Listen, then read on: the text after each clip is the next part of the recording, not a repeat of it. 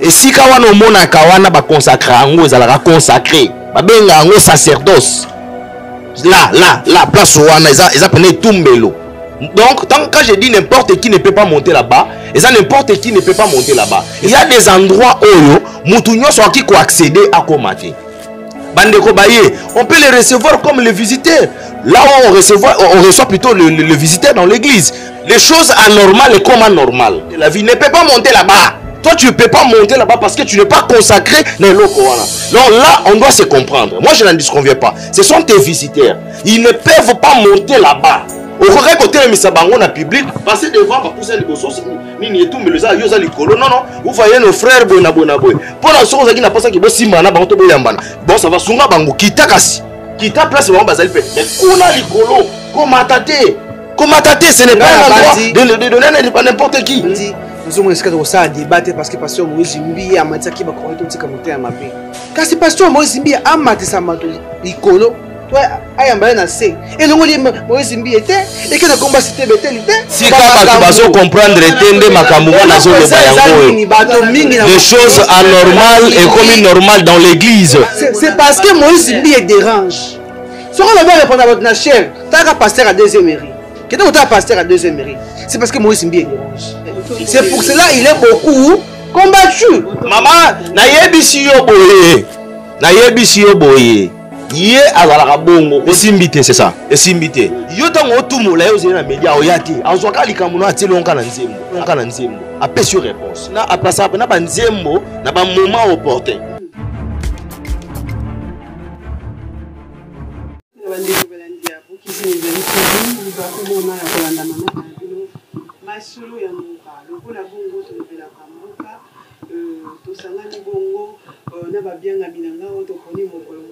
En tout cas, si na kati ya plateau to pays qui koloba penza bongo tozana Ndeko Sylvain pour mais non il y a déjà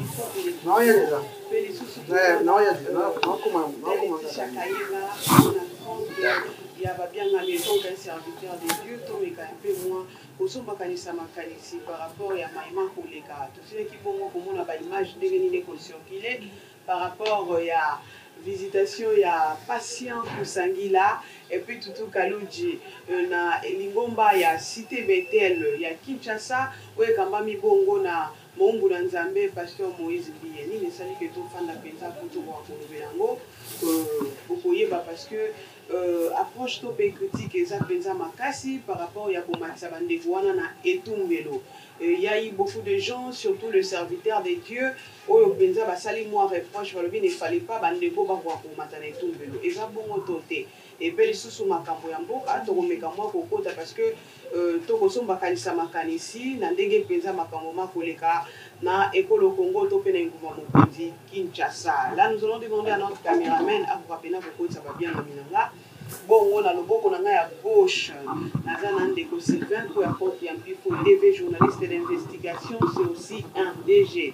Bon, on a le beau qu'on a à droite, on a Moumbo Nzambe, na Komo Yada Diti Chakaenga, Kakandenge na Polanta Kipino, Olibandela. Mbote mon amboka. Mbote Maman Fallon, mbote na Balandinho Soya, Boki Sinzali Télévision. Mbote Jaditisha. Ouais, mbote penza mingi. Na bandeko nyonso ba Holanda biso lelo to pesi bino mbote.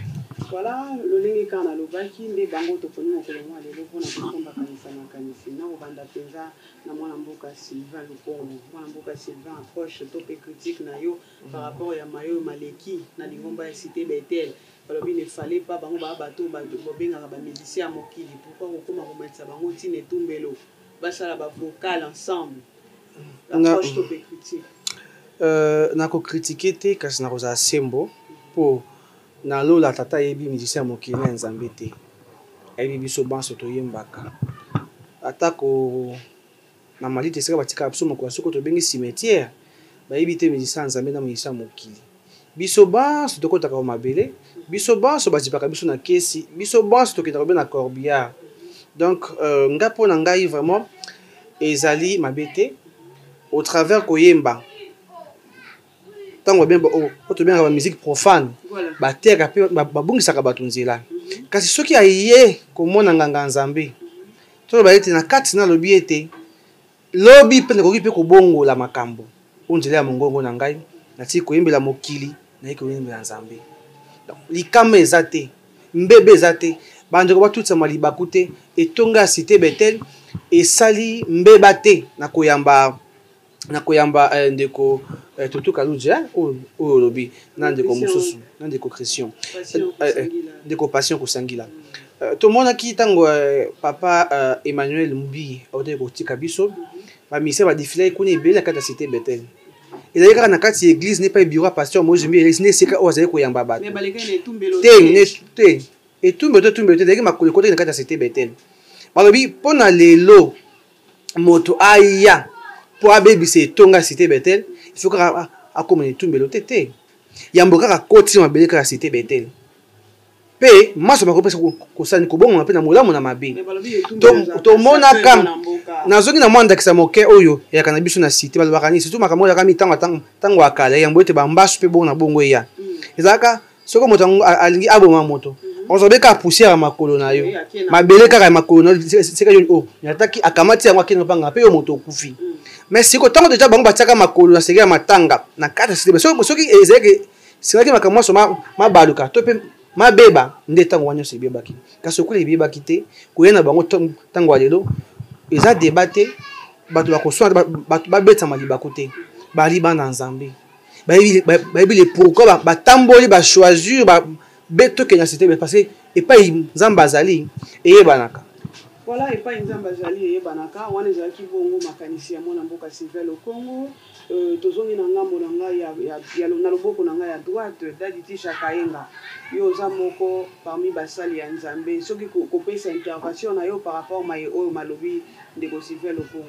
Bien, merci beaucoup parce que nayoki ndeko Sylvain ndenge à lobby et ba opinion eza yaye mais la réalité dans l'église eza makambo susu na kati église eza na ba norme nango na lingara mingi kolobela par exemple mingi na nga na linga opesa ngo mingi na maison mère église to benga maison mère l'église catholique. Dans l'église catholique un président de la République un homme politique je peux dire soka ena église catholique ba mataki pesa basang bafanda pour ani ayeli service nini po batia yo toke malembe ba matisaka yete pona nini c'est un endroit sacré pour les hommes de Dieu donc ndenge bazana sultani ndenge bazawana yono mona ke sango aoki ko matana pantalon te do nazoki na église catholique akomata na pantalon te falata sultani na ye azala na elamba o ezo sala lokwa neti cérémonie ezo sala la wana pour kamata na esika ya etumbelo voilà donc c'est comme ça pona oyebisa o nini na pesi ndakisana na tina pona oyebisa que même si oza moninga nanga tango ye kolanda nga na esika ya musala okutinga na kiti na nga ya bureau na élection na simate to fana no boy face à face eza na kiti ya koyamba bapaya na kiti onga na fandi parce que eza musala nanga dans l'église nazongi na eloko tozoloba pona yoki ndeko Sylvain ya épinglé yango pe na kati ya église ndenge toza wana bandeko wana bayaki eza mabete soko landi la prédication ils faisaient ceux qui ont le même dimanche ils faisaient la dimanche où tu koleka parce que Moïse alobi que ndeko fere a landa ba prédication nanga alobi ne mabete mais ce n'était pas important de parler ça aux chers. Oui, parce que les enfants de Dieu lorsque baye dimanche na église le jour de Dieu est pour na ko sanctifier yango. Est-ce que Bible lobi ko pesa ndaxi zambeba? Non. Pour apesi ndakisa. Naokende malembe. Oui, de côté cham. Nazo ngoma question était ekokima ngai. Tout le monde a qui gouverneur Ngobila. Tant a ko sensibiliser ba pasteur mingi l'église ya Bolamuki. A comme na l'église ministère mais pas porte de Paul Mutomboka no ba yamba ki liboso et tumbelo. Après ça qui message liboso et tumbelo. Wana pe ya kimbeba. Voilà. Je vais vous dire une chose. Et ali ndenge moko ali homme politique. Je vais vous faire voir une chose. Tango va présenter na miso ba. To yambi mo pa ya sika. Ngai ona ko lo ba boye. Na le kape moko mususu liboso ya bato l'église moko pe songolo. Batali sanga inde nekene pe kotala bandeko batelemisa nga batalisanga babisa non ndeko Sylvain boye bakatala boye yo ayi kota biso mokoma lelo mbebe kamata meke epai wapi. Bon, je vais m'expliquer. Gouverneur ngobule pas pasteur Mutombo zaki mabe. Non, je vais m'expliquer là. Tutu Kaluji et pas pasteur Moïse Mbi et Sali mabe. Donc, ce que tu témoignage, botika ngai na kende. Ezali kamba circonstance. Le pasteur lui-même a dit, ce sont mes amis. To bandi na bango kala, ce sont mes amis. Baboyi te que soza pasteur, oza la camarade ya Kofi. Non. Soki ba so naza pasteur ngane naza bona eba na ba artiste belé ya théâtre. Est-ce que ezali sumu? Ezali sumu te. Mbeba ezanini. Na sacerdoce ba matisaka n'importe qui te s'il n'est pas consacré na musala wana. Mais je vous dis quand je dis n'importe qui, pourquoi les bandimi autres ça na ba na kati église pour venir voir le pasteur à matara likolo te phase de la pasteur tango kitanase te faut pas baba meme na bureau. Tango comme na baninga mususu lokwa baza baninga na yo, il faut matsa bango likolo. Non, ce n'est pas ça. Ceux qui bazaki baninga na yo, on n'en disconvient pas. L'église est aussi là. Tant on quitte aussi là, bah moi on a bandopé ça na batombote. Est-ce que tant on quitte ici là, bah toi kenda non te. On peut ah non, ce sont mes amis bona boy. Ce n'était pas aussi important. Ya romatsa bango liboso, ce n'était pas important. Ce n'était pas important matsa bango liboso. Je reviens encore na eloko na ndeko Sylvain Outiolo ba tout à l'heure. Azon singa na eloko oyo gouverneur Ngobila kenda ki na ministère mais na mona image wana. Ya mona na ebisi yo boy. Na ba pasteur na biso nde baza wana. Ba yebi loi wana très bien. Ba yebi mobeko wana. Quelqu'un qui n'est pas consacré na bandi ka l'exemple mo simple. Pona nini sango abendaka homme politique ta matie place ma bafanda. Pourquoi vous voulez maintenant moderniser les choses de Dieu? Vous voyez que les gens autour na bango na kati ya mukili na biso lelo awa, les gens sont trop fanatiques. Na plateforme nyonso pour za kweka enza lelo ngande ko na bino SB na lobi na kokena bino na gauche droite te lelo kaka luketu nanga ndeko yo kusala tiela nga musique toleka ata bosundolinga moko tanke na sana Jésus ngana ko banga te ngana ko lenga te ngana ko banga te. Oui, Kweka Enza est déjà disponible sur les plateformes de téléchargement, YouTube et autres. Makamulelo, Makamuno s'est changé comment normal. L'église est changée. Comprends? L'église est bon. Ah, le corps est ça qui ngani. Ce gars y a qui n'a cadre à témoignage. Et il a appelé autre chose. Le pasteur a bien dit, il a donné l'introduction lui-même. Ce sont mes amis. Donc, c'est-à-dire, comme ce sont tes amis, comme ils ont tout, il faut matisaye. Pour nani no bengi muninga na obotanga na nini te atanga na ekolo ya bandalo ya lemba o comme nango zani. O président Bongisa Kawan. Na mokengeli. Na mokengeli. Bon, on n'en disconvient pas. Pour nani na zoki muninga ne batanga na 6e primaire ta benda pa matie liboso kuna la kisaba ke muninga na ngape totanga na classe songolo paka. Muninga na nani? Non, il y a des amis. Non, je sais pas. Il peut aussi chercher encore, à part tout mais quand il s'agit à visite, je n'en disconviens pas. Le bureau de l'église est là.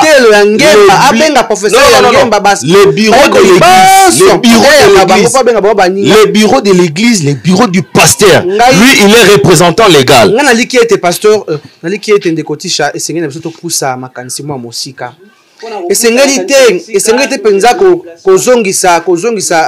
Bayimboko oyo bakota biso bali pe batabwanya kwa biso tozongisa kabona makambo ezali penza ekoma biso mosika te ndingina loba nini penza toyoka ba témoignage ya bato alobi natalaki pasteur na télévision apesi maloba tant kaka na yina tema kuma tambe na kati église ya nyonso bongwani na zwi lobi ko na mali songo ezali kobela pasteur Moïse Mbi ko loba totuka luchi nande ko musuba na bali baninga na ye ali mbeba te.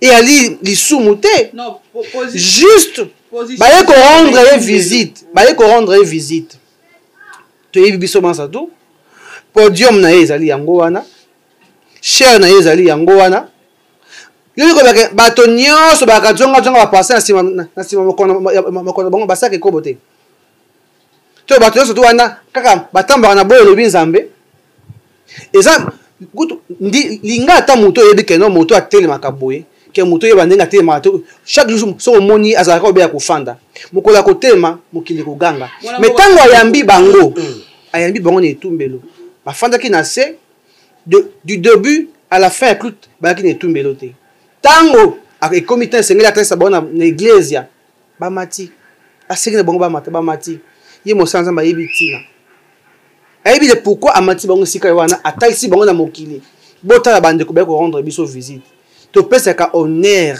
na bapaya oyo toyambaka bamona ye te esika oyo bango baye likambo geste oyo pase mozibi asalaki na nzambe alikoa asepelaki na yango ali bana oyo bafingi bango miyolike baza bato ya mokili bali bana na ngai te babunga nzela me ntango mwana mpate na ngai na ntina ya mokili mpo tapanda sango malamu na kombo ya moïse mbiye réserve de l'éternel ayambi bango patasi mpona miso ya bato te na moto asite betel te mais nali mwana nzambe moto andimelaka nzambe oyo mpe andimelaka makomi oyo pa te il faut to défendre malamu ezali makambo kosala débat na makambo kosala débat il faut to défendre malamu mbebe ezali te mo namoni esika moko te oyo ekozalaka soki ndenge wenge 4x4 bakobeta console na marché soki babengisi bapasteur mibetu mpo baya bakanga bango na mabondeli ekozala mbeba bakanga bango na priere ya mboye te babanda concert ekozala mbeba te mbeba ekotelema epa mabina mokili kati nyonso eza ya nzambe lelo nzembo bayemaka tindindindindi ekobeta na mokili ekobeta na église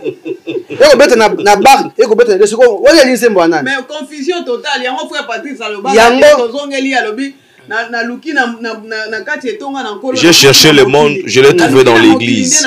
L'église, je l'ai trouvé dans le monde. Tango moi na wera moi c'est comme Gladys so ami bali, il passe à mususu wana. Basali clip na pasteur na frère Patrice. Basi osala des clips. Akako bien techno mali wana papa na wera nsoni. Wana zaki malamu. Nze moi to consommer to somba album moi to consommer yango. Wana zaki malamu. Kolukana moki biso banso to ali bana nzambe eloko esengisi biso banso to ali makomi ali biblia ba kote yango bato nzamba tie pa kwa kati na bango te bapanza sango malamu bate ya biso malamu ali bato ko ba moisi mbie bato lokola ba pasteur muto bato ko ba révérend Kakenza Sonika Futa et autres mbebe kamata mine sika te sokete le pasteur moisi mbie alobite ndeko nanga faire egola andaka biso na ba prédication pesa mabete eza libaku te eza polémique te apesi ndakisa bato mi omona kete non lokola fergo to pe fali bazandingo baza wana batanga komba nzambe te bali bana nzambe batanga komba nzambe te bali bandakisa ekutu eko bix encore davantage pour bato bota c'est un frère fali pas bon de la ka amanga yeba bon de la ndapé ba prédication ngapé komanda ba prédication et ali lo lenga malamu ya koloba bampate bongo kinzela ezonga na molongo tozongi na ngambo ya dali tijaka nga mwana mboka opesa pe mo avina yo parce que malé ndeko kozaka penza molaite ba internet basimba to pe bayeba par rapport yanda kiso uti ko pesa wana ne fallait pas que pasteur Moïse Mbi alobela makamba faire egola alanda la prédication na cher ce n'est pas propre et tout comme ça yo moneli mabe côté ni omoni mondo to komi tozana ngo lelo l'apostasie ici elati mokili. Dans l'apostasie, c'est pour cela que notre frère Patrice Ayemaki, que j'ai cherché le monde, je l'ai trouvé dans l'église. L'église, je l'ai trouvé dans le monde. Il y a des choses anormales aujourd'hui, les gens ont des anormales. Moi, je suis devant le peuple de Dieu. J'ai ma relation avec Werasson, j'ai ma relation avec Kofi. Ça ne regarde pas l'église. Non. J'ai dit mes relations. Quand je dis mes relations, je ne parle pas des relations de la Bible. Quand on a telemi liboso wana, il y a etumbelo. Lelo na komo monango, makambo comme pe pa basango. Bazaki bandakisa na pesa ki avant mais sango pe komi na makambo. Les sango prêchent, on peut prêcher la société, on n'en disconvient pas. Dans l'église, on peut prêcher la société. Tu peux donner l'exemple. Non, au moins de Kofi boy na boy. Ayemba ekutu nzembo songolo pakala, ça peut passer. Vous comprenez? Place wana l'exemple oyo pasteur Moïse Mbi apesa ki pona ndeko fere naza penza nango na problème te. Makambu pe bandeko bayaki na kati église ya problème te ndenge ndeko Silva lobi ke des fois que muto akoya na église a trouver pe bonheur bona. Non. Nenga bayaki wana basaki mabete. Wana foye bayango malamu. Yo mabeno moni place ni kan. Nazokende malembe mama tikelanga ingonga. S'il vous plaît. Koyana bango na église eza mabete. Comme peut Fali peut venir à l'église, comme peut faire peut venir à l'église. Boye bakende bazawana bakenda pe ba église basambelaka. Baza pe na ba église na bango bakenda ko sambela. Musique ona basalaka ne bayemba wana eza musala na bango. Nazo kene na eloko na pour que na ba interrote na biso to se comprendre bien et sika position ninga na zaleli. Musala oyo nga na zaleli place likambo na ngezali. Pasteur Moïse Mbiye, évangéliste Songolo, hein? Berger Songolo dans l'église. Il est consacré pour faire le travail dans l'église. Et si il y a tellement pour que le public il faut m'attendre tout mbelo. Et si kawana mona kawana ba consacré ango ezalaka consacré, ba benga ango sacerdoce. Là place wana eza pene tout mbelo. Donc, quand je dis n'importe qui ne peut pas monter là-bas, et ça n'importe qui ne peut pas monter là-bas. Et ça, le roi Nenge Aro a un lieu très saint. Il y avait les gens qui restaient dans le parvis. Il y avait les souverains, les sacrificateurs à Moussoussou, un lieu saint. Mais dans le lieu très saint, c'est un souverain sacrificateur. Vous comprenez? Donc, c'est-à-dire, il y a des endroits où Moutounio soit qui peut accéder à Komaté. On peut les recevoir comme les visiteurs. Là où on reçoit plutôt le visiteur dans l'église. Par exemple, que Nazana Mutumo aye wana na église boena. Pas c'est Azam Mutumo comme na yebani. Par exemple, qu'il y a un message après ça, je dois parler avec lui. Soki yami bale soki ke amoni ke o likamango ifona lo bango na public na ko matise kuna te na opese un micro il peut rester même là il peut pousser liboso o ya porte ko muto maba ngobila mbala o mbala aloba liboso na etumbelo ministère amen et c'est que to bien ka chandelier na ministère amen ayamba mbala o mbala pesa miso likolo etu yango kasi na lobi ozaki mbeba te na mbebo ya Moïse na sangisi yango nyoso c'est pour ça que na lobi omoni lelo na mukili na biso surtout plus précisément ici na mukili ya lelo. L'apostasie c'est là lamba. Les choses anormales et comme anormales. Nazoye Bisayo, apôtre Léopold Mutombo, sur le dossier qui est au gouverneur de la ville, même si le gouverneur de la ville ne peut pas monter là-bas, ce n'est pas son endroit. Ce qui est pasteur Mutombo, on a bureau ya nani, ya Ngobila. Ngobila oye Bisayo, on fait la place nanga, on fait la pembe nanga awa, na tike le boy. Pour une on peut s'arrêter parce que c'est son bureau. C'est place où il y a consacré na Moussala na comme état gouverneur de la ville qui na wana moyo ya place on ezati. C'est la même chose dans place wana. Toi tu ne peux pas monter là-bas parce que tu n'es pas consacré na loko wana. Donc là on doit se comprendre. Moi je n'en disconviens pas. Ce sont tes visiteurs. Ils ne peuvent pas monter là-bas. Au vrai côté de Misabango na public passer devant pour pousser les bossos ni tout mais le za yoza likolo non vous voyez nos frères bona boy. Pour la chose qui n'a pas ça qui bo simba na bango to boyambana. Bon ça va sunga bango kitakasi. Qui t'a place vraiment basal pe mais kuna likolo komatate ce n'est pas un endroit de donner n'importe qui c'est ça ngana bandi nazo mo esika ko ça débattre parce que pasteur Moïse Mbiye amatisa ki ba correcto tika moté ya mabe les ambos sont venus ensemble qui na ba député à ceux qui vous quittez les groupes armés biso pe ba comment to quitter sorcellerie to tika makambo nyoso ena tango to zali na yango to boki miso na est et pas yo moloki Ndoki Kagame azobungisa biso mutu na kwa na moyo et pas moloki Ndoki en 23 abungisa biso molimo ya Major Eric kuna na territoire na Bunangana et pas miso na biso ki kasi pasteur Moïse Mbiye amatisa matuli likolo toi ayamba na se et longo li Moïse Mbiye te et que na combat cité betelité et longo musique na cité betelité Lelo on zembo royal eko beta. Nde sika bato bazo comprendre te. Sika bato bazo comprendre te nde makambo na zo loba yango. Les choses anormales et comme normales dans l'église. Balingi bato mingi bali ko boaka mission makambo Moïse Mbiye ko sala. So Moïse Mbiye sali kambo sai bato passe Moïse Mbiye ateso liboso Moïse Mbiye asali susu boye c'est parce que Moïse Mbiye dérange. Moïse Mbiye il dérange. Ce qu'on va répondre à votre nachère, t'as pasteur à deuxième mairie. T'as pasteur à deuxième mairie. Qui est na Twitter, na TikTok, na Facebook, na YouTube, na Instagram, t'as pasteur à deuxième mairie. Au cours de la réponse, il y a qui te répondre à tant de matar. Qu'est-ce que tu as pasteur à deuxième mairie? C'est parce que Moïse Mbiye dérange. C'est parce que Moïse Mbiye a joué par quoi? Ayami ngolu na bomwana atiki mokili noki service nzambe mo ata mingi nzambe atele na kati na mokili pe akosala makambo ezobangisa bato azoopere bikambo ya surnaturel oyo ezoleka mayele na bato na kati ya etonga ya cité Bethel. C'est pour cela il est beaucoup combattu.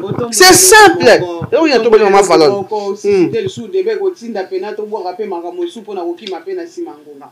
Olobeli makambo album royal. Titre wana esimbité.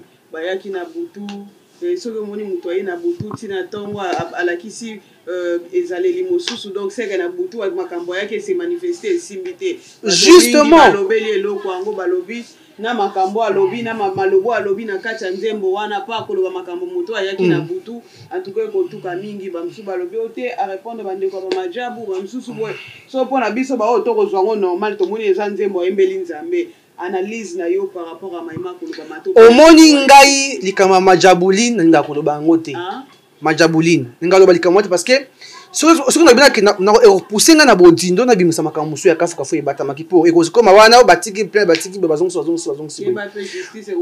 na lobby yango na lobby likama majabuline nga kosimba yango penza mingi te po makambo za kunu na kati ebele majabuline wana zo komona majabuline wana kombo wana esika euti bakambia majabuline oyebi bango babanda wapi bauta lelo po mutu ayeba bango po lelo bakoma oyo bazali feke baleka na nzela ya moto moko elenge moko alakisa bango nzela apesa bango mateya atambusa bango boyo elongo bani pasteur Moïse Mbiye lelo oyo makambo majabuline etangisi soi miyo pe nyonso makile etangi ezokisi mitema ya bato tomoni scandale euti kosalema na iglesia un pasteur asali biloko ozali contre mobeko ya nzambe en tout cas nasengi na pasteur wana soki afanda à tout moment atangaka Galate 5:19 Galate 5:22 afandaka mpenza atangaka yango mbala ekola pena malamu mingi pamba te oyo asali abungisa biso nyonso biso kotaki na elenga ya kosimba vazeli mpo ya boselu banzoto donc eloko oyo ezali eloko elongo bani te alors pasteur Moïse Mbiye moto ayambi bana na nzambe oyo bali bazonga na molo ngo mais je pense atomoni awa atiki mokili azonga epa nzambe soki lelo pasteur Moïse Mbiye alobi ayamba asali mbeba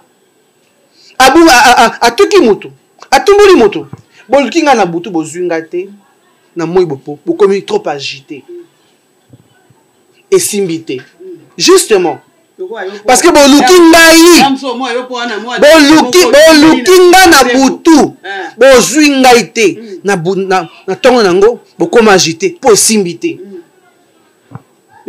tondongwani na Gabon tondongwani na Gabon tosali ba entraînement butu bia non lokola ba Gabon bazwi le même jour ya match to boka ba mbutaji na chango to tindika mbutaji nyonso ekimi gombe ekimi semba ekebe na chango so de muto bouchon ba jouer bakiti presque 14 heures ba komi po ba koma ti esika bongo ba fanda ba komi je croisaki ba 17 18 heures match à 21 heures bafandi moi temps moke ya repos tondongwe biso abona 21 balongi biso donc entraînement nyonso biso tosalaki na butu na moi esimbaki tango tozaki libungu turu yo balongaki biso esimbi te donc eza na basignification ebele omona na mosusu ndeko na yo moko akei libanda ke otonga yo mais ntango atongo kuna basabita ndeko no moko ayeke atongaki yo batekeli yo disque alobe kuna esimbi te c'est Moïse Mbiye bacompli autour ya bapasteur ebele balingaka Moïse Mbiye ça je vous le dis ezali vrai emonanga parce que même na banzi na biso ya bokese télévision bayebi makambo to koloba bakomba boni Moïse Mbiye ayambi oyo elandani boye bafundi na baprésidence bakende na baleta baki kofundi na molili baki koluke na butu na moi et tout nzamba asuki sika na koloba ke esimbi te c'est simple lelo oyo te di diso azali wapi lelo nalobaki akosuka lokola epaphrase nalobaki akosuka lokola epaphrase lelo oyo epaphrase mungu na nzungu te di diso mungu na nzungu esimbi te 5 jours esimbi te 5 jours 1 million de vues donc pasteur Moïse Mbiye olesi bana nzambe liloba bali rassasié pe balobi nzambe azwa lokumu bakritike me batalaki yango donc mpo bake nyonso oyo bato bakoloba esimbi te parce Moïse Mbiya abi molongi tozonga na ngambo dali tishaka inga tokoki masima ngonga. Je pense que réalisation que ça biso déjà signe réponse par rapport et plutôt analyse par rapport ya ndembo simbité oyoki déjà DG Sylvain ndenge nini asali penza analyse na ye pe lisusu par rapport à maloba oyo ya lobi ba réplique ezali ou bien ya yo moko peza. Bon, j'aime bien Moïse Mbiya. Là, il faut savoir ça. Parce que les internautes de Baroka Sondianet, qui sont Fandia, Tobanotumba, et Waza pour hier, ça contre. Moi, attendez. Koko Tsara Nakatia Krik, parce que la Bible nous demande Tolinga na biso na biso.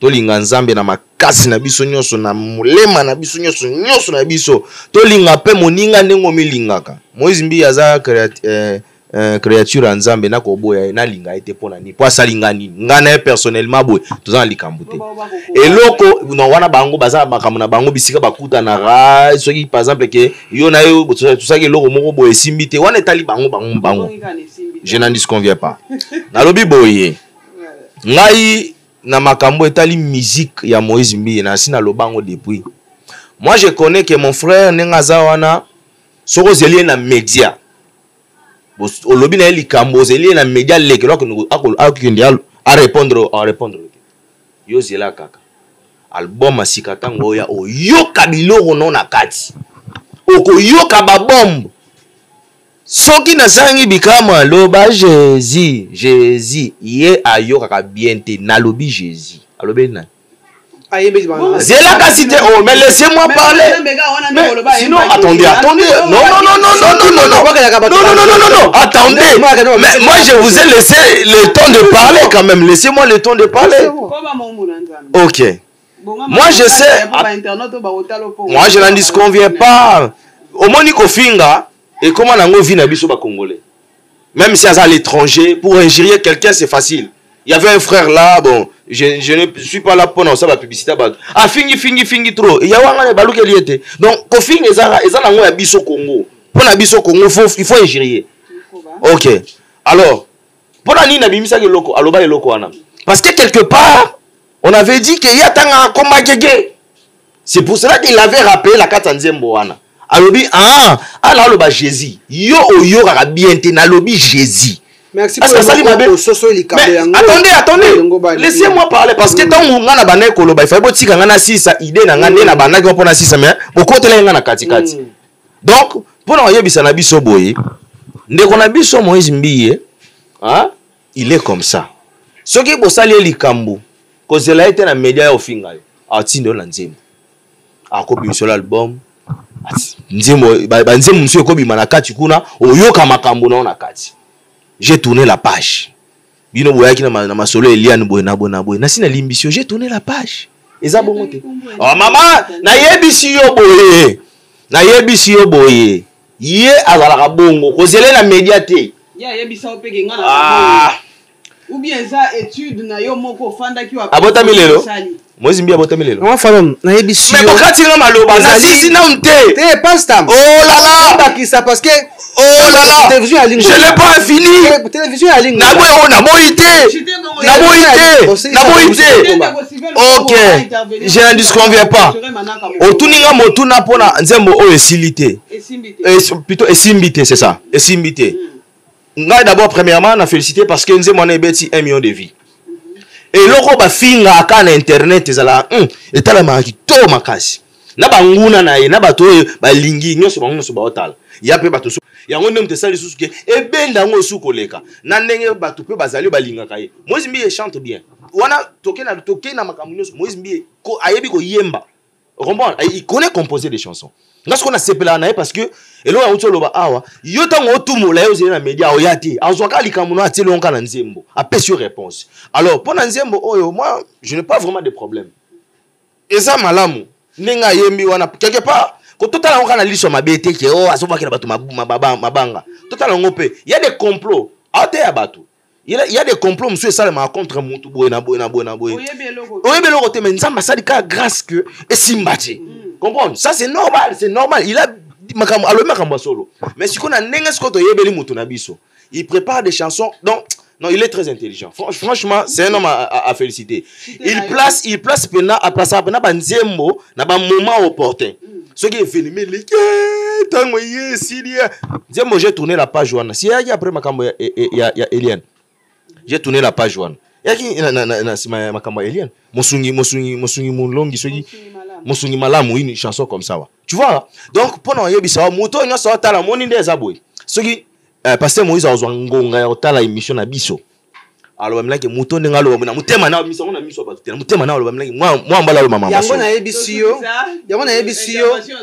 yebisiyo bateka kamalala na période ya masangu te lisangu na période ya lisangu nguba na période ya tondolo te teka na eloko na yo yango moni Moïse Mbiye azali très sage très intelligent aza posé spirituellement aza posé oye baona ba acte oye asalaka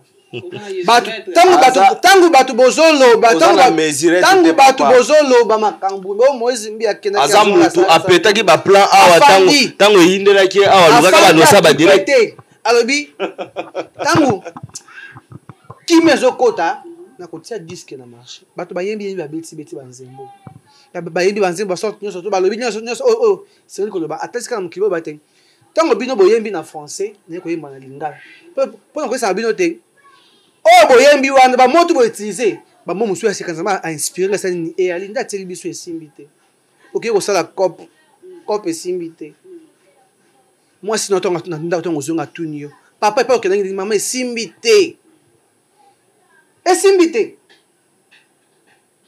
donc pasteur Moïse Mbiye azali moto sengi to batela ye na Afrique surtout to bateli Moïse surtout to comprendre qui est Moïse Mbiye bato ba critiquer Moïse Mbiye série à période de makambo Eliane nenga ko le ba dossier pour et soit anga makasi parce que mo sanza ba ki sali na makambo le côté elongo bana kité bato ba critiquer mo sali na Nzambe ba fingi mo sali na Nzambe ba kotiti na intimité même ba boti na ye na pasi ya likambo wana mosala Nzambe abumisi ndeko na ye na mboka France mosala Nzambe pe le kwa ye akei pe à son âme va continuer be ko finga mais pasteur Moïse Mbiye afuti billet ki obeta concert na Angola ba ngolé ba ye nous tout même mosala Nzambe kwa yo te na nguya na ko ye mbozo bikisa bato na ilo bozo bikisa bato bonde ya pona biso abonde pona bangolé akei Brazzaville aningisi akei Gabon mais tango azonga to badi ko finga Moïse Mbiye peuple nini otozali toteme besima ya mafinga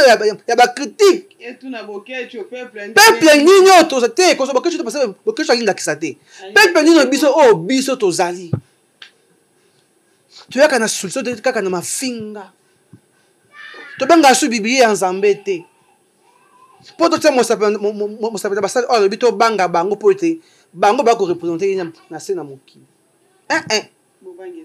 bobangi yalité to bungi nzela ya to sendi personne na ba pasteur mingi église ya bolamuki bote ya biso maloba na Nzambe kasi bote ya biso te ozo bonga ozo voyager ozo bala na zo bonga tongo lobi na zo voyager soki Nzambe na kanzene a boseka no na ni wana voyager to na voyager na bali na ko tikelo action de grâce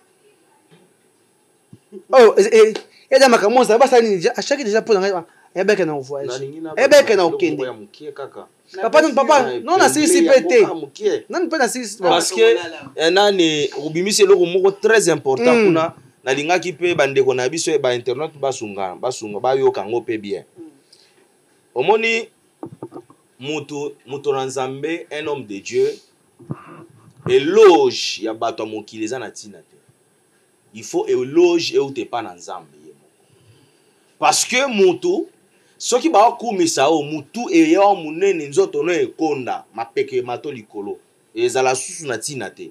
Il y avait une femme amoni Paul na Apollos bino basala Nzambe na nguya na Actes des Apôtres boleki bango bona boy. Vous savez ce que Paul avait fait? Esprit à Python longwa quel musika na biso. Vous comprenez?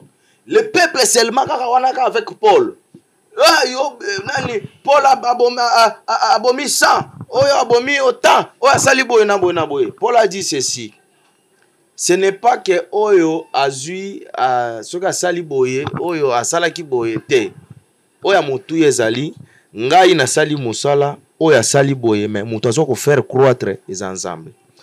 Pour un homme de Dieu, il faut passer même à la télé lorsque vous prêchez. À la place de nous donner les exemples, dis aux gens, ça ne vaut même pas la peine de commencer à prendre mon nom, de brandir ça. Parce que vous me créez des problèmes chez Dieu. Parce que nous avons partagé gloire. Vous voyez? Makambo ya koloba na makambo o ezebele. Yango ngala ngina sukisa pona koloba boye. Peuple de Dieu totika fanatisme. Yelo ozo bo mamboka na biso Congo yango wana.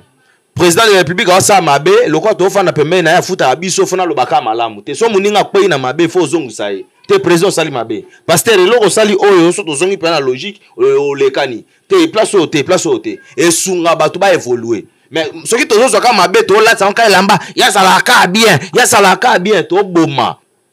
Ndeko na ngai osalaki erreur ya okamata bandeko matisa bandimi nyoso kasiti matisa bandimi nyoso ba mataka pe kuna place ozali na occasion nini oso sengi yeso ebongo bango ba yaki na occasion nini bango ba non les visiteurs dans l'église ba mataka bango na itumelote basuka na bango na se ou soit on peut aller au bureau atako baba soki te balingi baba na kata l'église ya musu ya kata soki église il y a un espace c'est pas autorisation. Il y a un lobité et ça autorisation. Likolo ya etumbelo e ali mbeba te. Eloko ya suka na koloba na peuple de Dieu ezali totika motema mabe. Totika critique. Tango biso to kosa to ali ko yunga na zonga ya critique ba kwande ba ko boma biso. Uganda kuyiba biso ba wolo. Tanzania, Zambie, Kenya pe bongo na bongo, même Brazzaville. Soki biso moko tondimi basali nzambe na biso o tozala bango te nzamba kolongola gloire wana na Congo akino na Congo. Impossible. Abimisi basala nzambe impossible. Oyo Dieu est souverain. Dieu ne fait jamais des choses pareilles. Jamais. Il y a ceci. Zamba longola kangolu et pas ya mutu oyo mutu oyo a désobéir. Peuple de Dieu, bobunga nzela te. Na tango to komi bato na mabebe mtema mabebe motema likundu babimi mingi na nzela. Bato bakritike gouverneur de la ville non a kosala mosa gouverneur alobi banda bango te bato ali kundu. Bato ali ko parce que Moïse Mbi dérange. Ba prédication ya kitoko. Le linga ko ba malamu. Ba nzembo oyo so bikisa bato. Oyo pe ali ko te ya bato na mbala moko. C'est pour cela que je Moïse Mbi mingi tout ça ka be bato. Nzembo ebimi bosali promotion yango bino moko sabatu na batinda bino. Bino moko na bino mobandio alobaki abwakeli ngai yo leki ofingi na Instagram ofingi ti osaboli moninga. Tango ya sanya nzembo na atuni ya tangi komona na kati te et subi ne pas matondi mingi. En tout cas matondi mingi na bande konyo so boko zo pena libakwa kolanda manaka o maso ya mboka en tout cas bobo sana te bongo ko partager pena bilili ko komela bino. En tout cas, tu as topé sa maton de mingi nandeko qui sous son patronage net aussi réunir les sous penza maton de mingi pe na yo mona mboka. Merci beaucoup maman Farol, merci beaucoup. Merci beaucoup malgré tout aussi licité parce que makamba koloba exact. Tola ki bango to ya sumi ko zali. Ça vraiment trop ya koloba sur ces points. S'il s'agit même que tout ça lango ba épisode ça sera mieux parce que il y a beaucoup de choses que bananza mais faut ba yeba. Et le Congo c'est très important. Bien aimé, tika fanatisme. Mais oui, c'est ça. Pour que les gens puissent savoir déjà que nous vivons déjà l'apostasie. On est déjà dans l'apostasie. Donc l'église ici est baby. Donc biloko libanda. Non. Parce que le passé moi Zimbe jusqu'à présent asimba ta manteka pesa ka moseri dans maboko na été. Jusqu'à présent asimba ta manteka ya pamba te pesa moseri. Voilà. Matokoya ozala parti pour tokoya mbala sima koso la pona peda ko zonga sabana nzambe na nzela. Boya ndaka moyo munyo surtout ali moyo mbina nkolo te. Mosusu pe amoni ke mongongo na ye eza nango makasi côté kuna mais awa kaka boy awa chabe molunge eseka moninga teka 1000 CD ye pa ya ti molunge ateka moi 200 CD pour ekisaka moninga to likambo to ko boya likamba molunge to boya molunge tika to moninga teka biloko na ye mata to lingi te to boya to ko boya. Merci beaucoup na bande gonyon so penza oyo bo soutenir biso de près ou de loin. Merci na abonné na biso boza pe na bato penza. On peut soutenir la bino. Ah, merci beaucoup. On a fait Simbo, tu as de partout. Merci. On a encore que jamais qui est depuis la France. Merci. Nandeko Nadège, bon doigt, maman la Sublime. Merci. Nandeko Francis, Capena. Merci. Maman, nous sommes un pifo télévision. Bon, on a télévision. Ndeko, tu peux si open mot, tu pas aux alliés. Merci beaucoup, maman Fallon. Et puis, on a pas senti Chakainga. Voilà, Pasteur, vous avez un bateau va soutenir Kayo. Eh, batunyo. Non. Non, tout me le à boire à batute. Bon, sinon, na topesika mbote na ba landi na biso ya Bokessi Ezali TV. Donc bolinga ngo sous makasi, botal rapenza ba émission ya Bokessi ni oza malamu mingi. Na pesi mbote na ndeko esika zali et puis na maman na biso. Maman Laetitia esika zali. Donc nzamba pambola bino pe lisusu. Et puis na biso nyonso neto za awa na ndeko na biso za na sima bilili donc ndeko Francis topesi opembote donc merci beaucoup. Boto ni mingi vraiment na mwana mboka Francis Kapenda na ibite so Kapena bongo Kapena voilà oyo penza a tenir biso compagnie mokolo mo alelo pour na ko réaliser manaka ya mokolo mo alelo. Merci Nandeko, merci na ba nyonso ba soutenir biso de près ou de loin. Merci à 9.0 pour na ngambo ya Masini. Topoto bengaka na lokota ya Français coordination. Merci na landi na biso nyonso ba ono ndo s'abonner te bo s'abonner boko taper na famille Pifo télévision bongo soki bo sepeli na équipe oyo bo commenter bo liker lisusu po to kozongisa lisusu bango po na maimatali lisusu makambo mosusu ya kolobela eza penza ebelebele bongo na bongo tokutani mbala sima. Bien-aimés dans le Seigneur, chers internautes, vous qui aimez la musique gospel, louange et adoration, voici le nouveau single Pwekainza, de son agi, de Ndeko Jean-Paul Lushimba, des sièges au milieu de louange et de l'adoration. Louons l'Éternel à travers cette belle mélodie Pwekainza. Aïe, du nouveau babi Pwekainza. Sikoyo tozo loba nanzambe akita agir, c'est-à-dire Pwekainza. To keturo na luketo. Pwekainza za likambo ya luketo. Tango nazo sala pweka, nazo zonga enza luketo agir. Partout na plateforme nyonso pour za Pwekainza. Lelo ngande ko na bino SB. Na lobi na kokena bino na gauche droite te. Lelo kaka luketo nanga ndeko yo kosala. Tiens la musique toleka.